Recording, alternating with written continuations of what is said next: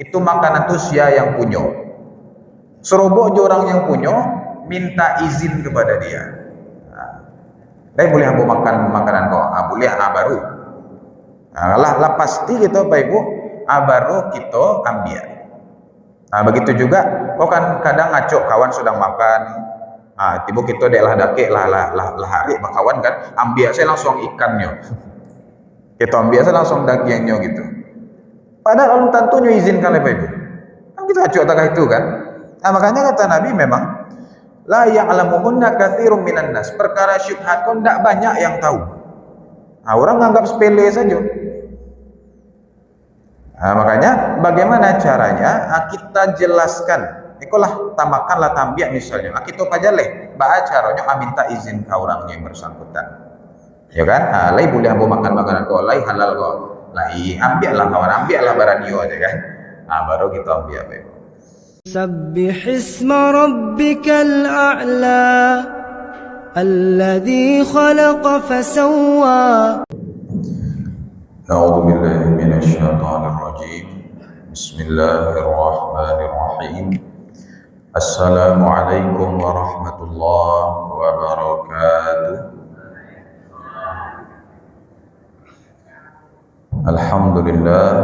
الحمد لله الذي أحيانا بعدما أماتنا وإليه النشور. والحمد لله الذي بنعمته تتم الصالحات. والحمد لله على كل حال. وأشهد أن لا إله إلا الله وحده لا شريك له. وأشهد أن سيدنا محمدا عبده ورسوله الذي لا نبي ورسول بعده. وصلى الله عليه وآله وأصحابه وبارك وسلم. أما بعد، فقال الله تعالى في كتابه الكريم: أعوذ بالله السميع العليم من الشيطان الرجيم. بسم الله الرحمن الرحيم.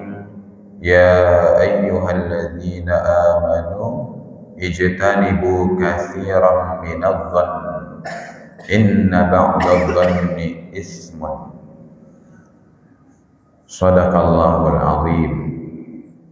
Bapak-bapak, ibu-ibu, ma'asyiral muslimin, sedang jamaah salat subuh Masjid Jami' Hasanuddin Sabbihisma Rabbikal A'la yang dimuliakan Allah.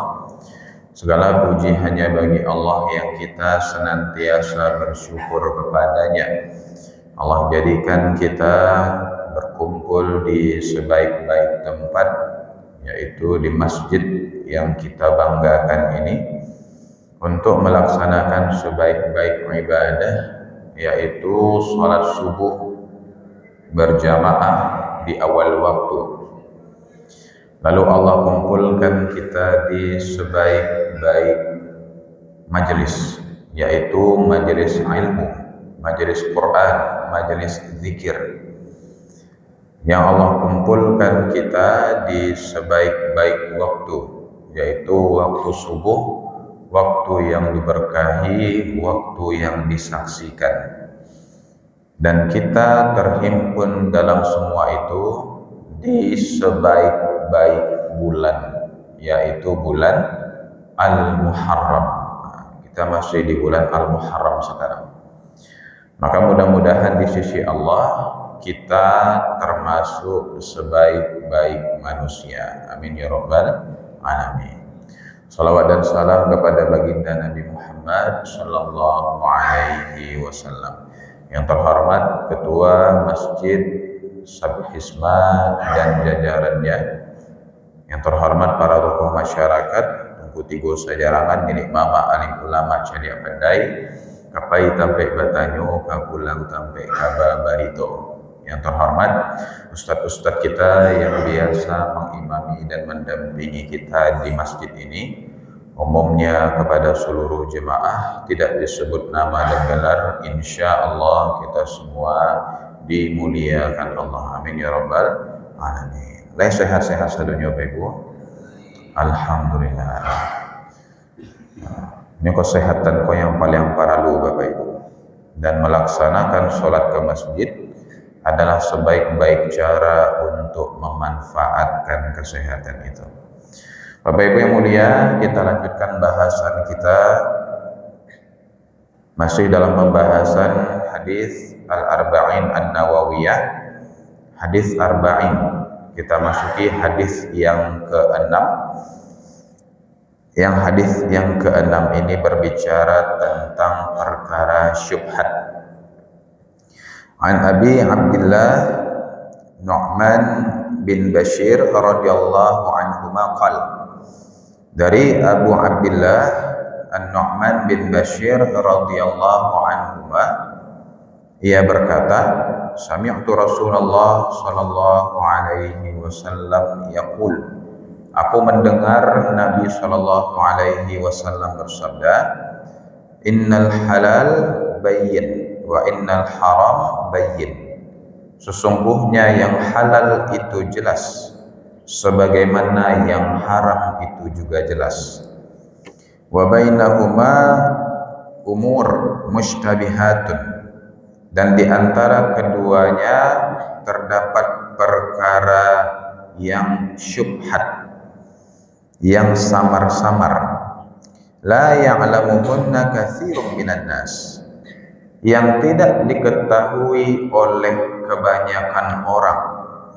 Famanittaqa syubhat faqad istabara'a li dinihi wa 'irdihi.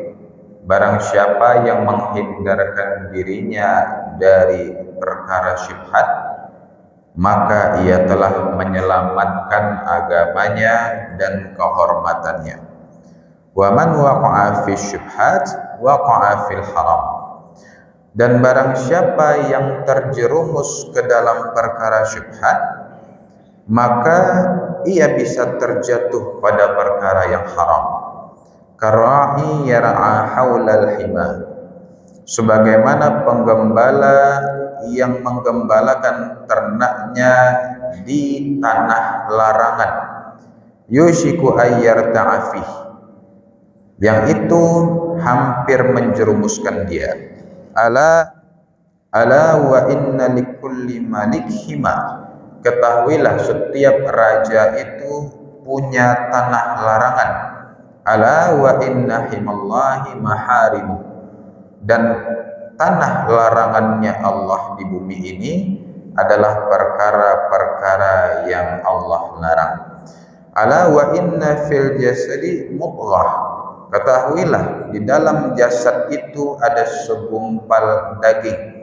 Iza saluhat saluhal jasad, kalau dia baik, segumpal daging itu baik, maka baiklah seluruh jasadnya. Wa idza fasadas fasadal jasad, dan apabila segumpal daging itu rusak, maka rusaklah seluruh jasadnya. Ala wahiyal qalb, ketahuilah segumpal daging itu adalah qalbu atau hati.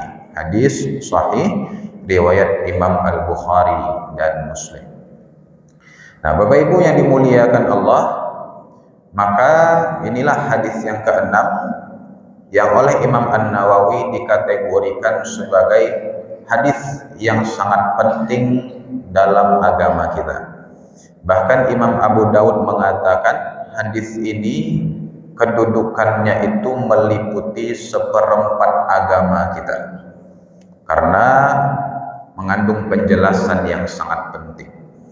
Nah, Bapak Ibu, kita tarik beberapa poin dari hadis ini.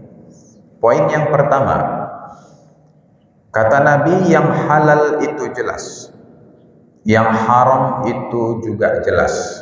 Nah, kita sama-sama tahu, Bapak Ibu, apa hal-hal yang diharamkan, apa hal-hal yang dihalalkan.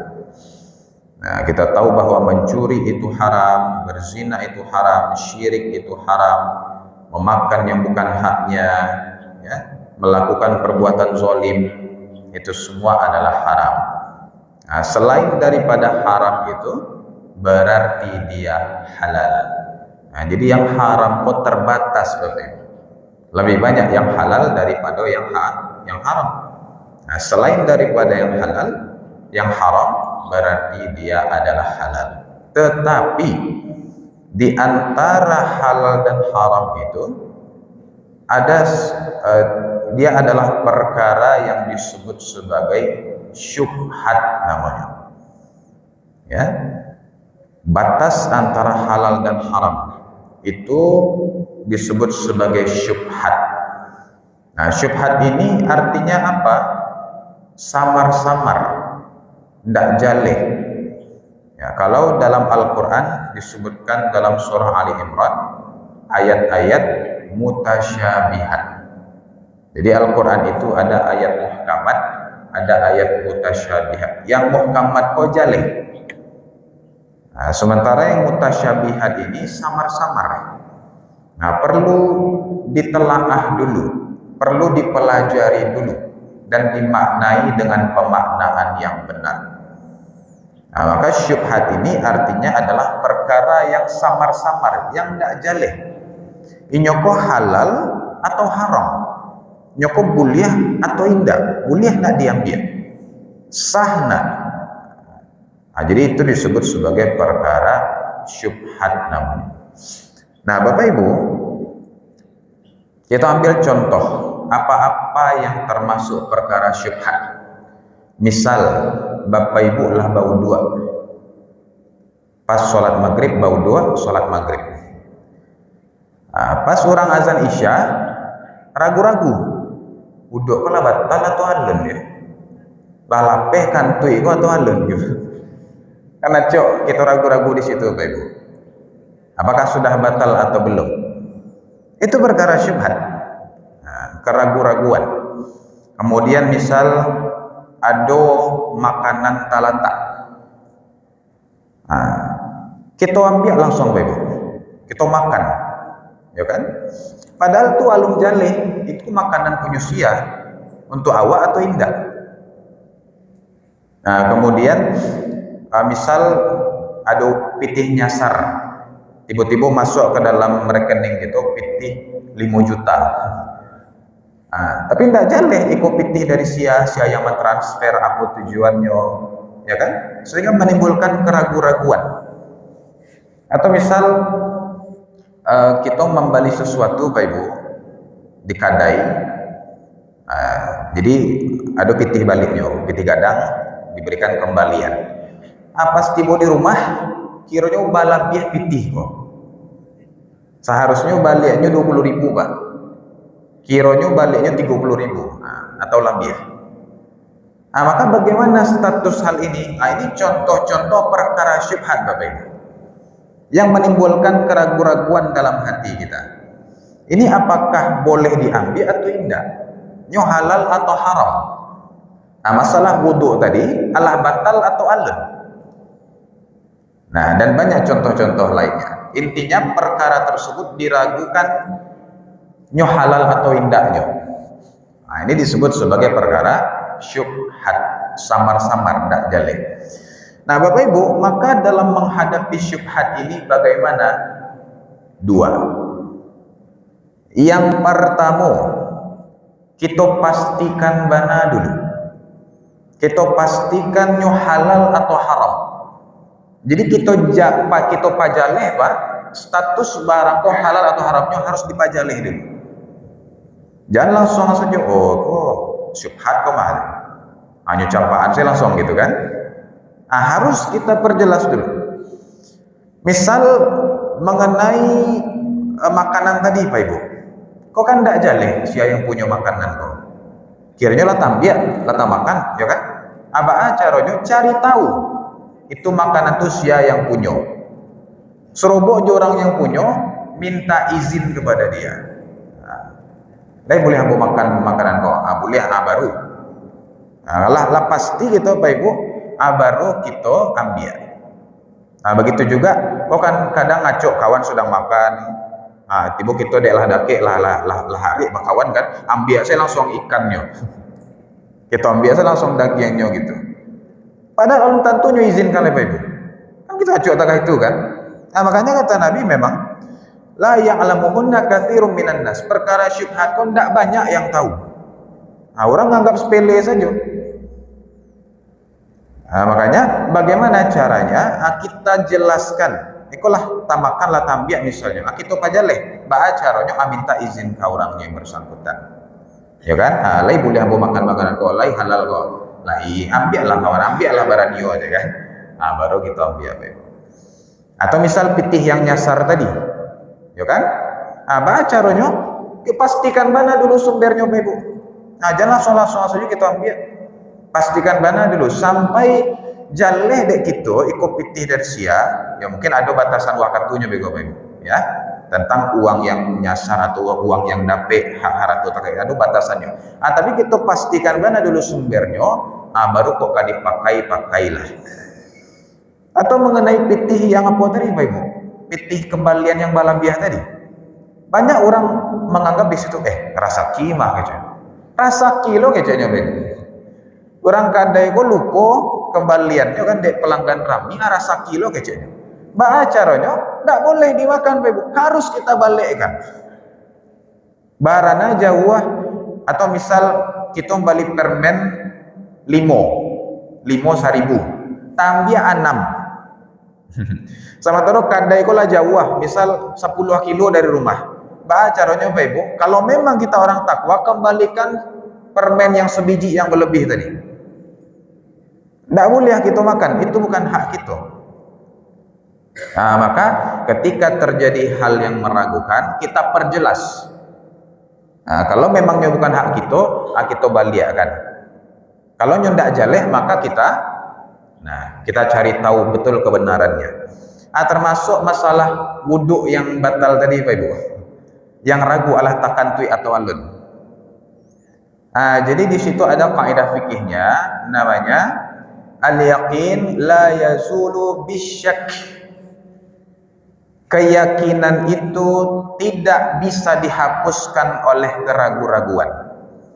Mana dalilnya? Nabi SAW bersabda, "Da'ma yaribuka ila ma la yaribuka." Tinggalkanlah yang meragukanmu kepada yang meyakinkanmu. Tinggalkanlah yang ragu-ragu kepada yang yakin. Apa maksudnya? Kita ambil contoh wuduk tadi Pak Ibu. Jadi pas azan Isya, Bapak Ibu ragu, iko wuduk lah batal atau alun, latakan tui tadi atau alun. Maka di situ kita ambil yang yakin, kita ambil pula yang ragu. Yang yakin yang kita yakin basuh kita lah bau dua. Kan yakin basuh lah bau dua tadi pas ke sholat maghrib Pak Ibu. Yakin gitu kan? Nan kan tui kok ragu-ragu. Tidak yakin kita. Berarti yang mana? Yang yakin berarti wudhu kita masih ada. Sesimpel itu Bapak Ibu. Jadi yang ragu-ragu tidak akan bisa mengalahkan yang yakin. Yakin kita bau dua, nan kantui kok ragu-ragu, berarti wudhu kita masih ada.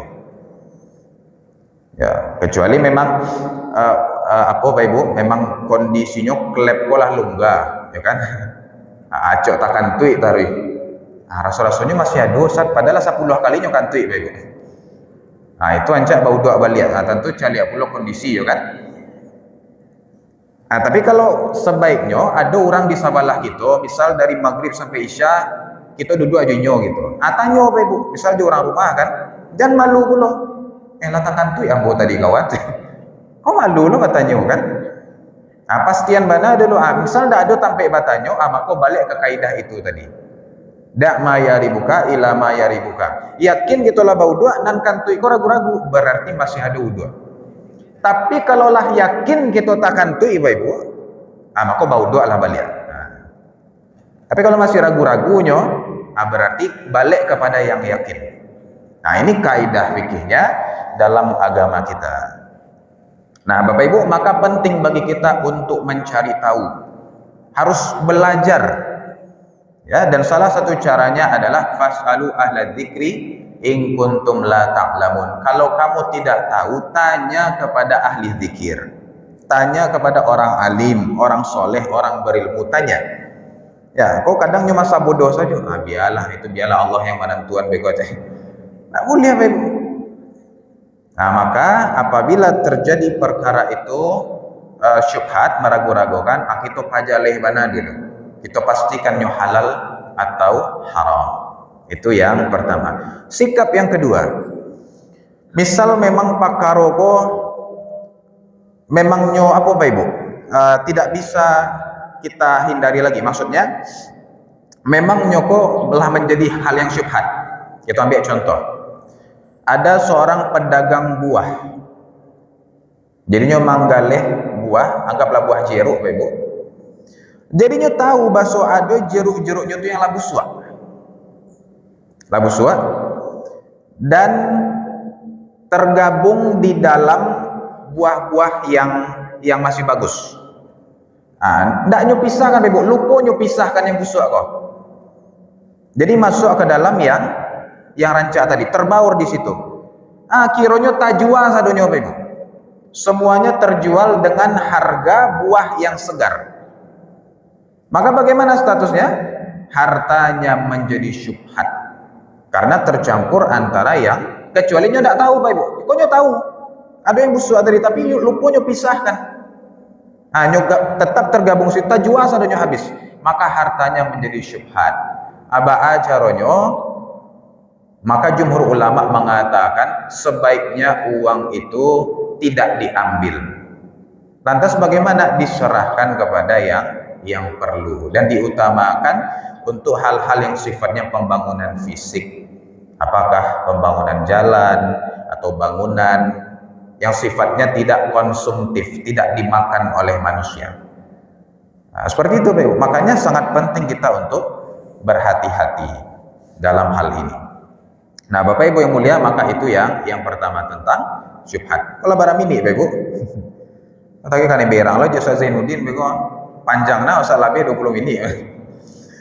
Nah, jadi emang hadis arba'in ini butuh penjelasan Bapak Ibu. Yang namanya saja hadis tentang inti-inti agama kita, ya kan? Patokan-patokan kita dalam beragama. Oke, kita lanjutkan Bapak Ibu. Yang kedua, orang yang menjaga dirinya dari yang syubhat, dia telah menyelamatkan agamanya dan kehormatannya. Faqadis tabara'a li dinihi wa irdihi. Selamat agama dan kehormatannya.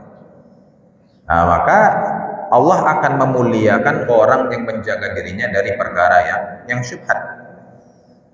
Nah, di mata manusia dia baik, di mata Allah juga baik. Nah, tapi kalau orang yang tidak menjaga dari yang syubhat, Bapak Ibu, kayak curang, itu nyukup puas doanya itu mah. Ada kayaknya cari halal haram itu doa. Buruk di mata manusia, Bapak Ibu. Karena sagalo nyambiak, sagalo makan tanpa memilah, tanpa memilih. Nyambiak seadanya. Tapi kalau orang yang sangat menjaga wara, menjaga dirinya dari perkara yang syubhat, maka mendapatkan kemuliaan di sisi Allah dan manusia. Sedangkan orang yang masuk ke dalam perkara yang syubhat ini, meremehkan, menyepelekan, maka kata Nabi, dia bisa masuk ke dalam perkara yang haram.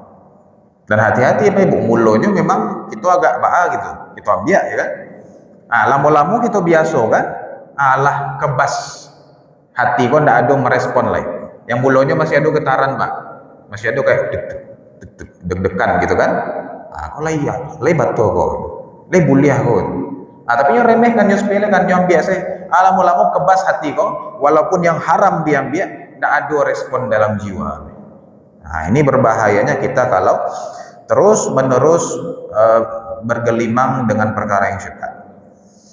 Nah, Bapak Ibu, kemudian pelajaran ketiga yang kita ambil, ya bahwasanya kata Nabi SAW, ingatlah bahwasanya di dalam jasad itu ada segumpal daging, disebut sebagai kolbu. Nah, kalau kolbu itu baik, maka baiklah seluruh badan. Kalau kolbu itu buruk, maka buruklah seluruh badan. Nah, kolbu kok kalau dalam bahasa Indonesianya hati, Bapak Ibu. Tapi hati yang dimaksud di sini sebenarnya jantung. Nah, itu loh agak ribetnya dalam bahasa Indonesia kok. Nan hati kok jantung. Tapi nan jantung itu enggak hati, Bapak Ibu, beda. Nah, yang hati itu liver gitu. Pokoknya kolbu yang dimaksud di sini adalah hati, tapi maksudnya adalah jantung. Jadi hadis kok bisa diambil dari dua perspektif. Yang pertama dari segi kesehatan, Pak. Kata Nabi, kalau elok jantung gitu, elok seluruh badan. Kan betul, Bapak Ibu? Kalau ada orang yang kue, binaragawan, rajinnya, angke apa, ya kan, hidupnya sehat, tapi jantungnya bermasalah. Kira-kira orang Ibu, pasti lame sih, tidak bersemangat, ya kan? Karena jantungnya tidak sehat. Kok jantung itu emang letaknya di situ. Tapi ada orang yang tidak rajin olahraga, biasa saja, tapi jantungnya sehat, maka hidupnya sehat.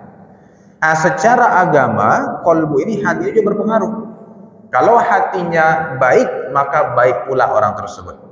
Tapi kalau hatinya jelek, busuk, ya kan, busuk hati bau ule-ule, maka buruk pula seluruh badannya, buruk perangainya. Nah, makanya kata Allah dalam Al-Quran surah Al-Mutaffifin ayat 14, kalla bal rana ala qulubihim ma kanu yaksibun. Sesungguhnya perbuatan zalim yang mereka lakukan menutupi hati mereka dari kebenaran. Dan Nabi juga sampaikan, Bapak Ibu, innal abad, seorang hamba itu, idza akhta'a khati'ah, apabila melakukan suatu dosa, nukitat fi qalbihi nuktatun sauda, dititikkan dalam hatinya suatu titik hitam. Ya, apabila dia meninggalkannya, wa huwa naza'a wastaghfara wa taba, dia tinggalkan, dia minta ampun pada Allah, dia istighfar, sukila qalbu, maka bersihlah hatinya kembali. Wa in ada, tapi kalau dia kembali kerjakan dosa itu, zida fiha, maka ditambahkan lagi titik hitamnya, hatta ta'lu qalbu, sampai apabila sudah semakin banyak titik hitamnya, maka tertutuplah hati dia dari kebenaran. Nah, makanya hati ini adalah patokan kita. Menghindari perkara syubhat tadi, kembali kepada hati yang bersih tadi, Bapak Ibu. Nah, maka hati di sini, kolbu sini sangat berpengaruh sekali. Apakah kita mengambil atau tidaknya perkara yang syubhat tersebut. Nah, maka inilah pembahasan kita tentang syubhat ini, Bapak Ibu. Ya, ada 3 poin yang kita ambil. Maka mudah-mudahan Allah mudahkan kita untuk menghindarinya, dan semoga Allah selamatkan kita, keluarga kita, dan anak keturunan kita dari perkara-perkara yang syubhat. Dan penting bagi kita untuk belajar terus tentang agama kita, sehingga jelas bagi kita perkara ini, hingga hilanglah keraguan-raguan dalam hati kita. Aku qouli hadza wa astaghfirullah li wa lakum wa sallallahu ala sayyidina Muhammadin wa ala alihi wa sahbihi ajmain walhamdulillahirabbil alamin. Subhanakallahumma bihamdika asyhadu an la ilaha illa anta astaghfiruka wa atubu ilaik. Itu sakitik yang bisa aku sampaikan. Mudah-mudahan ada manfaatnya. Terima kasih, banyak maaf. Wassalamualaikum warahmatullahi wabarakatuh.